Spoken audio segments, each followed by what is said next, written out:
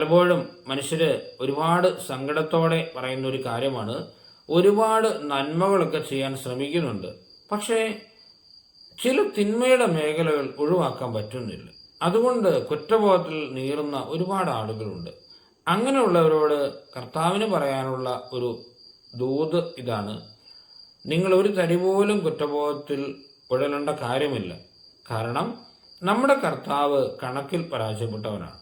എന്ന് പറഞ്ഞാൽ ഈശോ ഒരിക്കലും ലാഭനഷ്ടങ്ങളുടെ കണക്കല്ല നോക്കുന്നത്.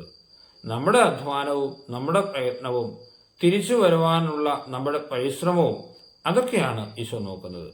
ഒരു തരി പോലും സങ്കടപ്പെടേണ്ട കാര്യമില്ല. ഈശോ കരുണ മാത്രമാണ്, സ്നേഹം മാത്രമാണ്.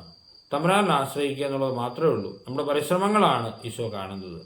ഒരിക്കലും ലാഭനഷ്ടങ്ങൾ ഈശോയ്ക്ക് പ്രധാനപ്പെട്ടതല്ല, നമ്മളാണ് ഈശോയ്ക്ക് പ്രധാനപ്പെട്ടത്. ഈശോ അനുഗ്രഹിക്കട്ടെ. നമ്മുടെ കർത്താവ് ഈശോ മിശിഹായുടെ കൃപയും പിതാവായ ദൈവത്തിൻ്റെ സ്നേഹവും പരിശുദ്ധാത്മാവിന്റെ സഹവാസവും നമ്മെല്ലാവരോടും കൂടെ ഇന്നും എപ്പോഴും ഉണ്ടായിരിക്കും, ഇപ്പോഴും എപ്പോഴും എന്നേക്കും.